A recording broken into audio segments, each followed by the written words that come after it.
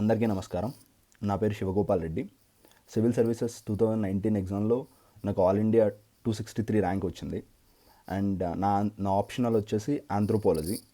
And రీసెంట్గా UPSC mains score card కూడా release చేసింది. అందులో నా ఆంథ్రోపాలజీ మార్క్స్ 298. అండ్ ఈసారి సెలెక్ట్ అయిన క్యాండిడేట్స్లో I'm the topper in anthropology. So నేను ఇప్పుడు ఆంథ్రోపాలజీ గురించి ఉన్న కొన్ని డౌట్స్ని క్లియర్ చేద్దామని వచ్చినాను.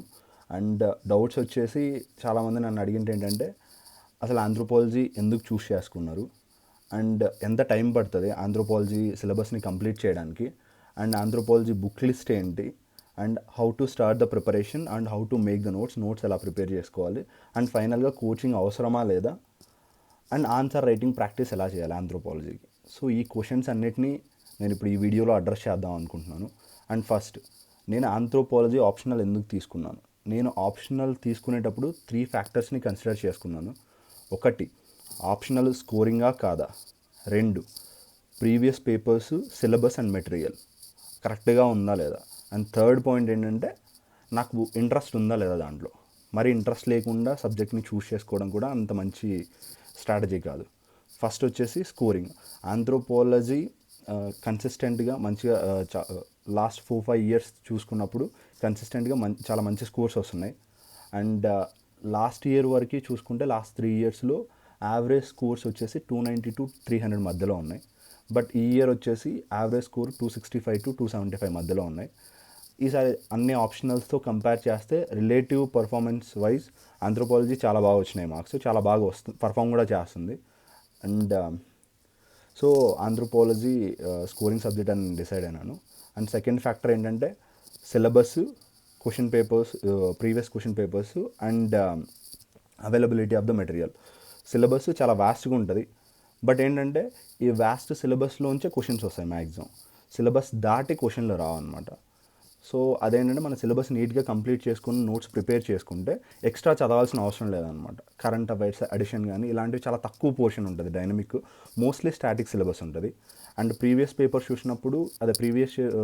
చూసినప్పుడు మనం కంపేర్ చేసుకోవాలంటే క్వశ్చన్స్ సిలబస్ నుంచి వచ్చినాయి, సిలబస్ బయట నుంచి వచ్చినాయి. సో మ్యాక్సిమం క్వశ్చన్స్ సిలబస్ నుంచే వచ్చినాయి. మోస్ట్ ఆఫ్ ద టైమ్స్ ఏంటంటే సిలబస్ లైన్లో ఉన్న పాయింట్నే క్వశ్చన్గా అడ్రస్ చేయడం జరిగింది అనమాట. సో ఈజీగా అనిపించింది నాకు. And third thing, availability of the materials మార్కెట్లో చాలా ఉన్నాయి. అండ్ అవి చదివితే కూడా ప్రిపరేషన్ నీట్గా కంప్లీట్ అవుతుంది. సో ఈ సెకండ్ ఫ్యాక్టర్ మీద కూడా ఆంథ్రోపాలజీ చాలా మంచి మెటీరియల్స్ అన్నీ ఉండడం ఒక plus point. And third thing ఏంటంటే నా ఇంట్రెస్ట్. నాకేంటంటే పర్టికులర్గా ఫస్ట్లో ఆంథ్రోపాలజీ అని వినంగానే బయాలజీ ఉంటుందేమో ఎక్కువ, లేకపోతే ఆర్కియాలజికల్ పార్ట్ ఎక్కువ ఉంటుందేమో, హ్యూమన్ ఎవల్యూషన్ గురించి. ఆంథ్రోపాలజీ పర్సే మీనింగ్ ఏంటంటే anthropo plus logy, human science, study of human కాబట్టి ఎవల్యూషన్. సో ఎక్కువ కొత్త పేర్లు మగప్ చేసుకోవాలేమో ఇలా ఉండేదన్నమాట. బట్ నాకేంటంటే నేను ప్రీ యూనివర్సిటీ కోర్స్లో నాకు బయాలజీ టచ్ ఉండే, ఎంబైపీసీ. సో బయాలజీ టచ్ ఉంది. అండ్ నెక్స్ట్ ఆస్పిరెంట్స్తో సీనియర్స్తో ఇంటరాక్ట్ అయినప్పుడు ఏం తెలిసిందంటే ఆంథ్రోపాలజీలో మ్యాక్సిమం ట్రైబల్స్ గురించి, సొసైటీ గురించి చదువుతాం, సొసైటీలో ఉన్న నార్మ్స్, కల్చర్స్, వాల్యూస్ వీటిన్నిటి గురించి చదువుతాం అని చెప్పినారనమాట. నాకెందుకో అది కొంచెం ఎగ్జైట్మెంట్గా అనిపించింది. So science part plus cultural part ఉండడం కొంచెం ఇంట్రెస్టింగ్గా అనిపించి నేను తీసుకున్నాను అనమాట. బట్ ఇప్పుడు నేను అనాలిసిస్ చేస్తే ఆంథ్రోపాలజీలో 20% సైన్స్ రిలేటెడ్ కాన్సెప్ట్స్ ఉంటాయి ఫిజికల్ ఆంథ్రోపాలజీలో. అండ్ అది మరీ టఫ్గా ఏదో బయాలజీ స్టూడెంట్స్కి మాత్రమే అర్థమయ్యేలా, లేకపోతే మెడికల్ స్టూడెంట్స్కి మాత్రమే అర్థమయ్యేలా ఏమి ఉండదు. సింపుల్ కాన్సెప్ట్స్ ఉంటాయి, అందరికీ అర్థమవుతాయి. రిలేటివ్గా జనరల్ సైన్సే ఉంటుంది అనమాట. సో ఎవరు తీసుకోవచ్చు ఆంథ్రోపాలజీ అంటే, ఎవరైనా ఇంట్రెస్ట్ ఉంటే తీసుకోవచ్చు. స్పెసిఫిక్గా బయాలజీ వాళ్ళు, మెడిసిన్ వాళ్ళు, లేకపోతే సైన్స్ బ్యాక్గ్రౌండ్ ఉన్న వాళ్ళే తీసుకోవాలని రూల్ లేదనమాట. సో ఎంత టైం తీసుకుంటుంది నెక్స్ట్ క్వశ్చన్. ఆంథ్రోపాలజీ బిగినర్స్ అయితే 3 to 4 months, ఎందుకంటే మెటీరియల్స్ అన్నీ కలెక్ట్ చేసుకొని నోట్స్ ప్రిపేర్ చేయడం స్టార్ట్ చేస్తే బిగినర్స్కి 3 to 4 months పడుతుంది. నోట్స్ నీట్గా కంపైల్ చేసుకోవాలి కాబట్టి.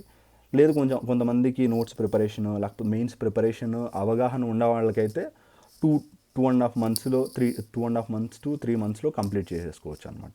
సో లిమిటెడ్ సిలబస్ కాబట్టి. Next book list. So book list నేను 1 by 1 చెప్తాను. తర్వాత ఆ బుక్ లిస్ట్ సిలబస్ లైన్లో ఎక్కడ ఫిట్ అవుతుంది, దాని నోట్స్ ఎలా ప్రిపేర్ చేసుకోవాలో తర్వాత చెప్తాను. బుక్ లిస్ట్లో నేను దీన్ని ప్రైమరీ, సెకండరీ, టెర్షరీగా డివైడ్ చేసినాను అనమాట on the basis of swords. Primary resources ఏంటంటే ఆంథ్రోపాలజీ తెలుగు అకాడమీ బుక్స్ అనమాట. సెట్ ఉంటాయి అవి ఆల్మోస్ట్ 8 to 10 బుక్స్. అంటే each topic like anthropological theory, archaeological anthropology, physical anthropology, tribal anthropology, ఇట్లా మెయిన్ సబ్జెక్ట్స్కి ఆంథ్రోపాలజీలో ఒక 8 to 10 set Telugu academy books ఉంటాయి అనమాట. అవి నాకు చాలా యూస్ఫుల్ అనిపించినాయి అండ్ ప్రైమరీ రిసోర్సెస్ కూడా అనిపించినాయి. సెకండ్ ఏంటంటే మస్ట్ అండ్ షుడ్ కాకా రిపోర్ట్ చదవాలి. ఎక్సే దానికి జాగ్జా అని కాకా అని ప్రొనౌన్స్ చేయొచ్చు. కాకా రిపోర్టు మస్ట్ అండ్ షుడ్గా చదవాలి for paper 2 and paper 1. Tribal related issues అన్నిటిని నీట్గా కవర్ చేస్తుంది అనమాట అది. అండ్ థర్డ్ వన్ వచ్చేసి ఈపీజీ పాఠశాల, అది government resource. So official authentic information దొరుకుతుంది. అండ్ మోర్ ఓవర్ మనకి ఈ వేరే మెటీరియల్స్లో కానీ లేకపోతే మార్కెట్లో ఉన్న సోర్సెస్లో దొరకని కంటెంట్ ఈ ఈపీజీ పాఠశాలలో అఫీషియల్ వెబ్సైట్స్లో దొరుకుతుంది అనమాట. కాకపోతే కొంచెం పేషెంట్గా దాంట్లో సెర్చ్ చేసుకొని వెతుక్కోవాలన్నమాట. And these 3 are the primary resources for anthropology. Anthropology by Telugu Academy మొత్తం set 8 to 10 books, Kaka report and ePG Pathshala. Secondary resources వచ్చేసి tribal anthropology by Nadeem Hasnain and physical anthropology by PK Nath. ఇవి 2 సెకండరీ రిసోర్సెస్, అంటే వాల్యూ అడిషన్ కోసం. ఏమన్నా కొంచెం concepts అక్కడ ఇక్కడ miss అవుతాయి, లేదు కేస్ స్టడీస్ కోసం ఇవి వాడుకోవచ్చు అనమాట. అండ్ థర్డ్ వన్ వచ్చేసి anthropology simplified by Vivek Bhasme. ఆయన ఐఏఎస్ ఆఫీసర్ బుక్ రాసినారనమాట. క్వశ్చన్ అండ్ ఆన్సర్ ఫార్మాట్లో ఉంటుంది మోస్ట్ ఆఫ్ ద టాపిక్స్. అదేంటంటే మనకి అంటే నోట్స్ ప్రిపరేషన్ అయిపోయిన తర్వాత దాన్ని ఎలా కండెన్స్ చేసుకోవాలి, ఎలా రిఫైన్ చేసుకోవాలో ఒక ఐడియా వస్తుంది అనమాట.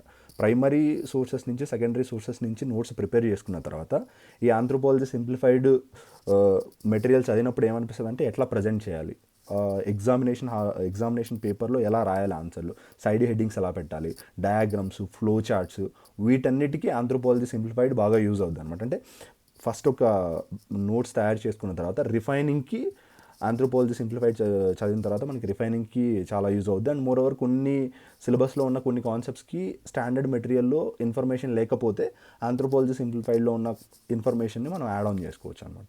ఇవి బుక్ రిసోర్సెస్, అంటే క్రిస్ప్గా. ఇంకా మార్కెట్లో చాలా ఉన్నాయి, నేనైతే ఇవే ఫాలో అయినా. ఇవి ఎనఫ్ అనమాట ఈ ఎగ్జామ్ క్లియర్ చేయడానికి.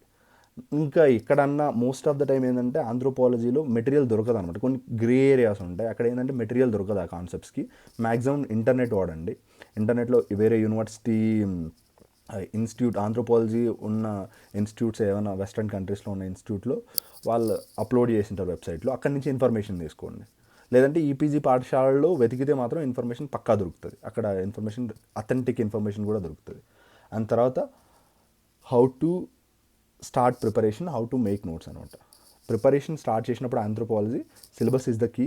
అది జిఎస్కి అయినా, ఆంథ్రోపాలజీకి అయినా, ఇంకొక ఆప్షనల్కి అయినా సిలబస్ని ముందు పెట్టుకుని నేనేం చేసిన అంటే ఫస్ట్ సిలబస్ తీసుకొని నేను నా స్టడీ పార్ట్నరు సిలబస్లో ఉన్న ప్రతి పాయింట్ లైక్ 1.1 హెడ్డింగ్ నోట్స్లో రాసుకొని దాని నుంచి నోట్స్ తయారు చేసుకోవడం అనమాట.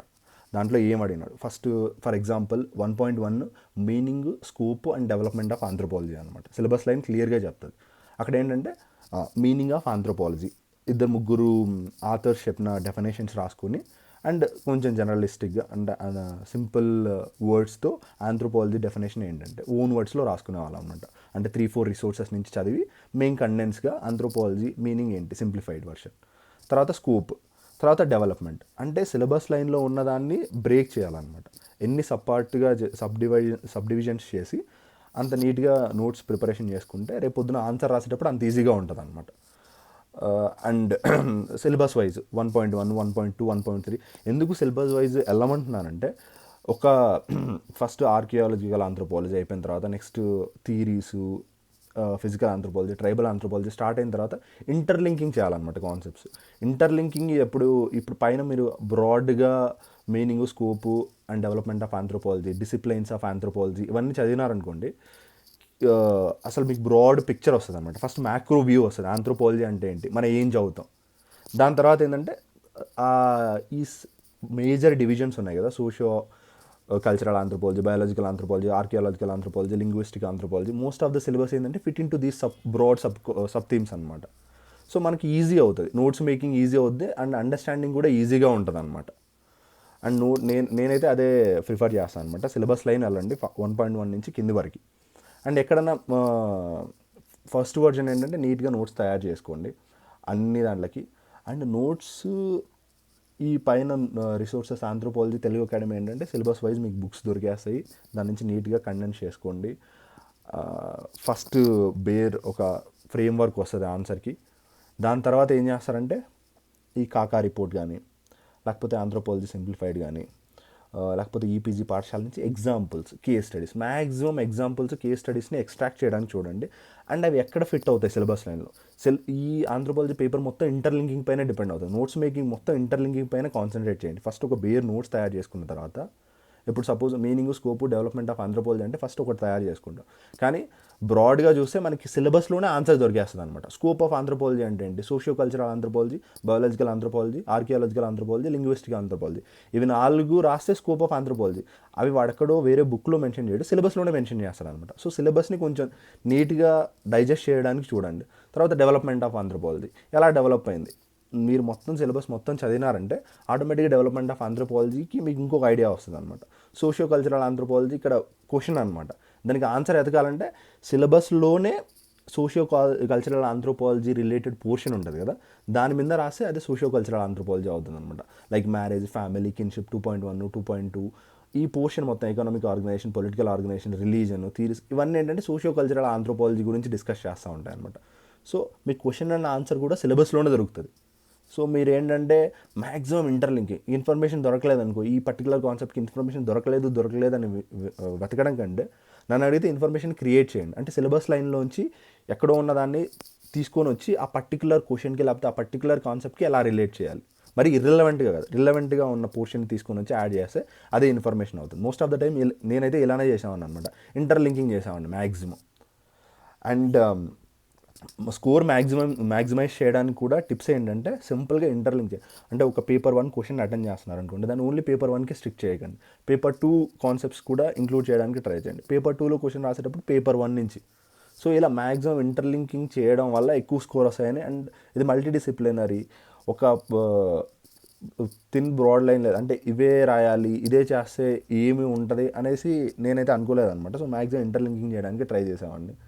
అండ్ ఆన్సర్ రైటింగ్ ప్రాక్టీస్లో there should be a thin line which separates from GS answer to anthropology answer అనమాట. మనకి ఏంటంటే most of the syllabus portion anthropology GS related ఉంటుంది అనమాట. మనం ఏంటంటే మ్యాక్సిమం జిఎస్ ఆన్సర్లో రాయడానికి ట్రై చేస్తాం అనమాట. అలా రాయకండి. ఎప్పుడు కూడా anthropology is a specific science అనమాట, science subject. So anthropological terminology use చేసి రాయడానికి ఆన్సర్లు ట్రై చేయండి. అంతేగాని జిఎస్లో సొసైటీ కాన్సెప్ట్స్ ఎక్కువ ఇక్కడ మ్యాచ్ అవుతూ ఉంటాయి. ఆ సొసైటీలో చదివిందంతా ఇక్కడ డంప్ చేయడానికి చూడకండి. ఆంథ్రోపాలజీ స్పెసిఫిక్ టర్మినాలజీస్ ఉంటాయి. ఇప్పుడు marriage, family, kinship, economic organisation, political organisation, లేకపోతే ట్రైబల్ కల్చర్స్, డార్మెటరీస్, వాళ్ళ వాల్యూస్, వీటిని మ్యాక్సిమం ఇంక్లూడ్ చేయడానికి ట్రై చేయండి. అంతేగాని జనరల్గా సొసైటీలో ఉన్న వాల్యూస్, ట్రైబల్ వాల్యూస్ వేరే ఉంటాయి. మనకేంటంటే ఇక్కడ స్పెసిఫిసిటీ ఎప్పుడు వస్తుందంటే ట్రైబల్ వాల్యూస్ని ఇంక్లూడ్ చేసుకున్నప్పుడు ఆంథ్రోపాలజీ ఆన్సర్ రైటింగ్ కొంచెం వాల్యూ పెరుగుతుంది అనమాట. సో ఆ సపరేషన్ ఉండేలా చూసుకోండి ఆన్సర్కి, జిఎస్ ఆన్సర్కి. అండ్ నెక్స్ట్ ఏంటంటే కోచింగ్ అవసరమా లేదా? ఆంథ్రోపాలజీకి నన్ను అడిగితే కోచింగ్ అవసరం లేదు. బట్ కుదిరితే నోట్స్ ప్రిపేర్ చేసుకున్న తర్వాత టెస్ట్ సిరీస్లు రాయండి. టెస్ట్ సిరీస్ ఏంటంటే మన అసలు కరెక్ట్ ఫ్రేమ్వర్క్లో ఉన్నామా లేదా, ఇన్ఫర్మేషన్ కరెక్ట్గా డెలివర్ చేస్తున్నామా లేదా, and answer writing skills improve అవుతాయి. అండ్ ఓన్గా ప్రిపేర్ కావచ్చు, దాంట్లో పెద్ద సందేహం ఏం లేదు. అండ్ ఈ వీడియో తయారు చేయడానికి సపోర్ట్ చేసిన రవితేజ అన్నకి and Indian Telugu civil servant అసోసియేషన్కి నా థ్యాంక్ యూ వెరీ మచ్.